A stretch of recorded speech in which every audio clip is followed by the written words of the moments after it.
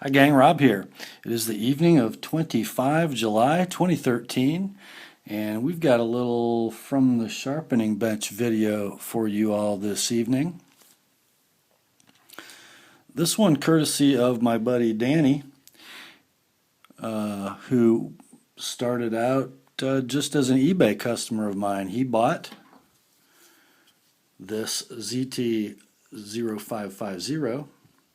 You all remembered, it's the one I had the pocket clip troubles with, and well, you know, Danny's a right-hander, so he doesn't care.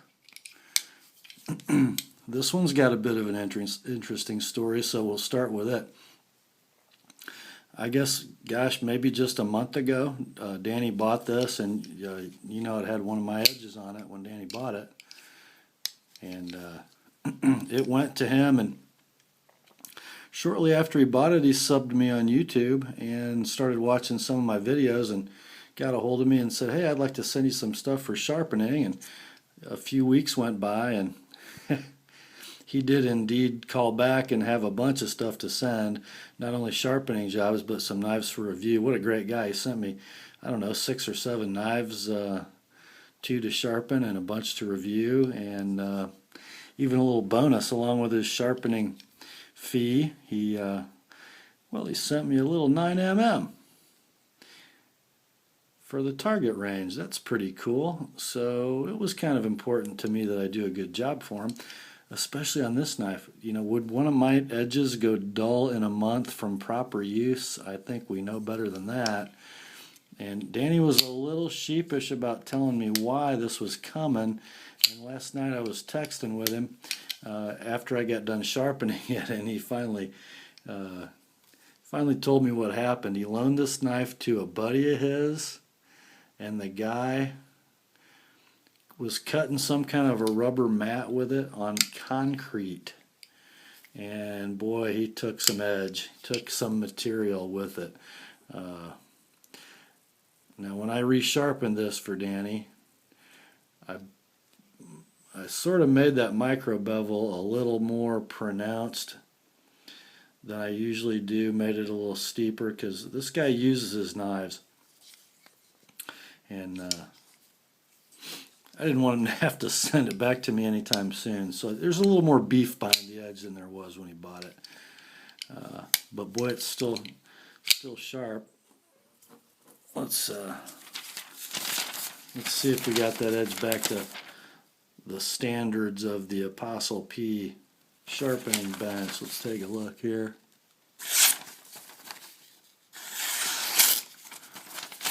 Yeah, pretty sharp.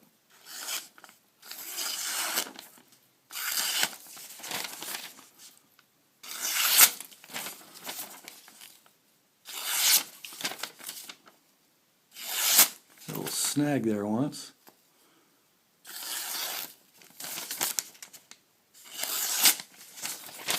Yeah, that'll work. Alright, let's get these shards out of the way. Alright, we know that's sharp, and it should stay that way. Then we got another one in. Actually, Danny and I were both watching this knife on eBay at the same time. And this is the 561 that I did the video on last night with the sticky lock.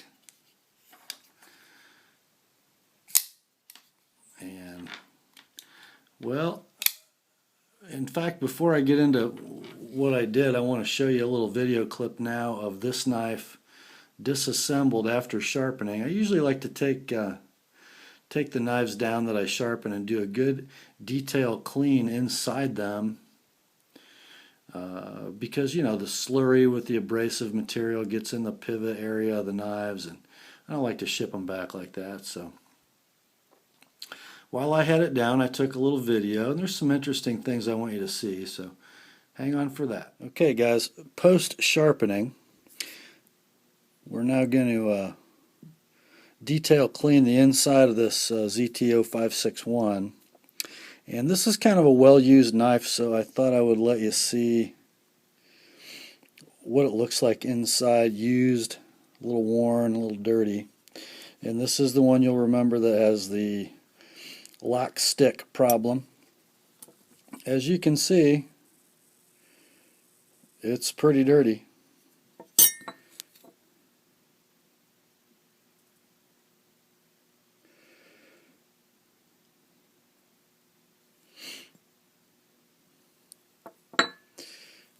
I want you to pay specific attention to the wear track from the KVT bearing system. Not so bad on this side, it's the stainless side, more of a burnishing than anything else. But on the titanium frame side, a little more of a groove. I'm going to run my finger over that and see if I can actually feel. Yeah, it's actually removing some material. Not bad, and I don't really see a lot of shavings, but you can see the wear pattern not very even. Toward the front of the knife, the channel is a lot deeper. Don't know what that's going to mean over time. Definitely a wear pattern you don't see with washers. Now let's see if we can get a good look at this lock face. This is the sticky lock face. Okay, you see the burnished area up here at the corner where it enters the blade tang, and then behind that, I can't tell if that's tool chatter or if it's galling or both. I may try to hit that with a stone a little bit after I clean it and see what we got. Now I want you to look here also.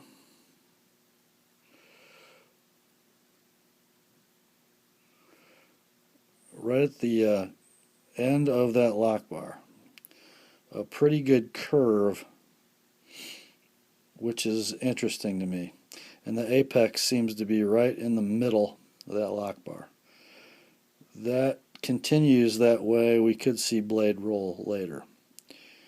We'll have to keep in touch with the owner of this knife and see what develops. It was pretty interesting, isn't it? It was kind of nice to see inside of one of these after it's been used a little bit hard, and I think Danny and I both think that this knife's had a bit of a hard life before he got it. So that's that. Interesting to see the wear pattern from the bearings, isn't it? And that lock face is not right. The lock face on this knife, on the end of the lock bar, is way different looking than the 550. And I know they have the same basic process. So that section of the face nearest the blade on the 550 is pretty smooth. You can tell it's been carbonized, but there's none of that chattery, gally looking stuff that you saw in the 561. So what do we got left? I did apply some graphite after stoning the lock face, and what we've got left is just a tiniest bit of stick. Actually, that's not bad stick.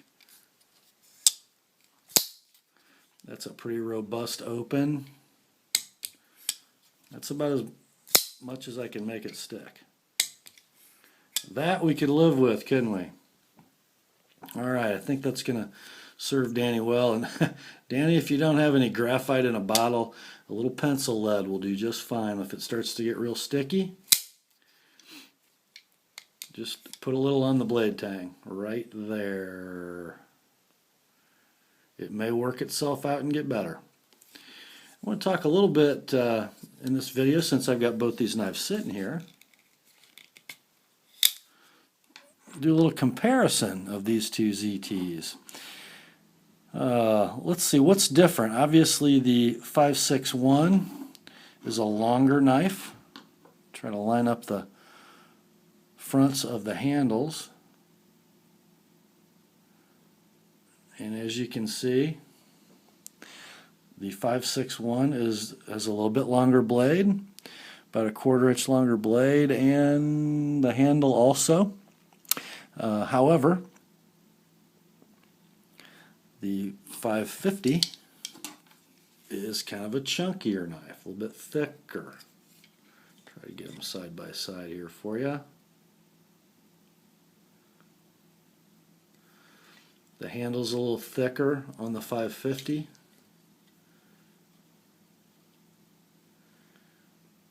It's not as sculpted or rounded as the 561. Same true for the 560. Remember, they're the same knives, 560 and 561.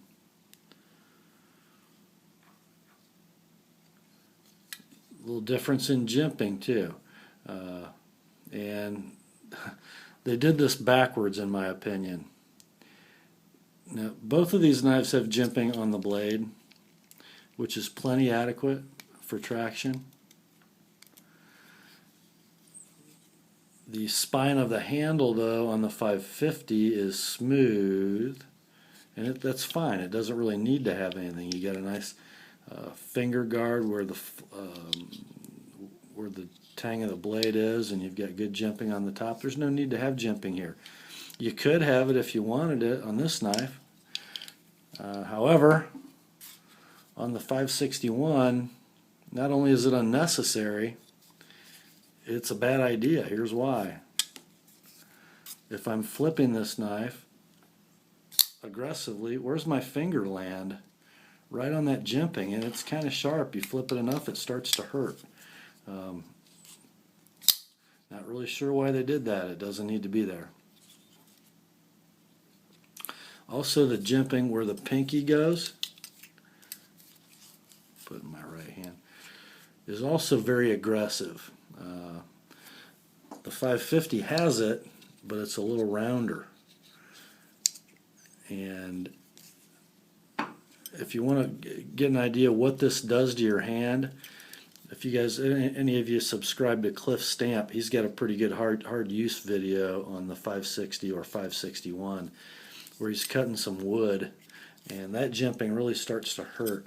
I'm not sure why you need it. If you went reverse grip with this knife, that's not really where your thumb is. Your index finger's there. I don't know why it really needs traction though.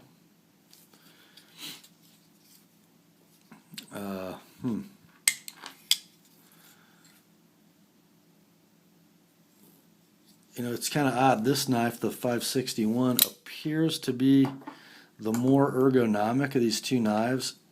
You know, it's sculpted, it's rounded, it's long, it's lean. It might actually be a little lighter than the 550, even though it's got the longer blade. The 550 looks blocky and chunky. But I've spent a fair amount of time with these two knives, and I gotta say, the less expensive and smaller, blockier 550, in my opinion, I know it doesn't look like it, but I think it's the more ergonomic knife.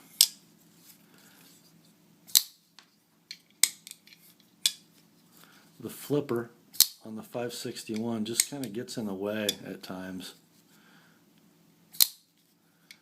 This particular offering also has a pretty weak detent. Not the best flipping action because of that. I mean, you have to be pretty purposeful when you see there when you flip it out. Almost have to put a little forward pressure and then give a sharp push down into the handle.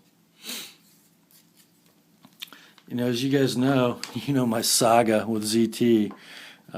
I thought long and hard before I bought one of these knives, and I opted for the 550. Ended up not really enjoying it enough to keep it, but I still think I made the right choice. Bearings versus washers, I've had that discussion in a video kind of dedicated to that, but it's just intuitive.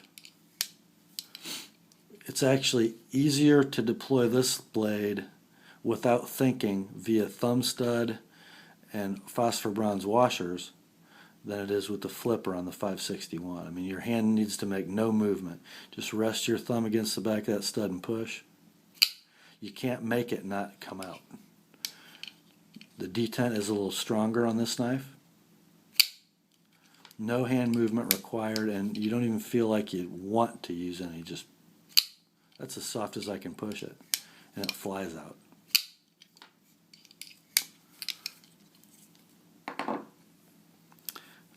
Guys, unless you really want a longer knife, one that takes up a little more pocket, I guess maybe if you think it looks better, you could buy a 560 or a 561, but I'd be interested to see what Danny thinks after he carries both of these for a while, but I think he's going to prefer this little guy over this one.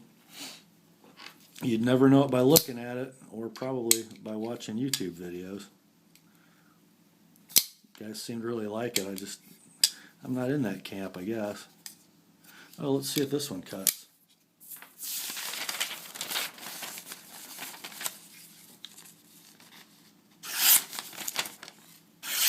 Hey, it does.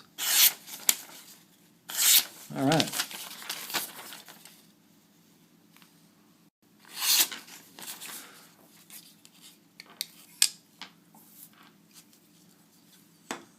Well, Danny, these are going to be heading back to you tomorrow. And both of them are cleaned, lubed, sharp, pivots adjusted, Loctite on your fasteners. They are ready to roll. Let's just not try to cut any concrete this week, and I shouldn't have to see them for a while. That's all I have for tonight, guys. And remember, the word is sharp.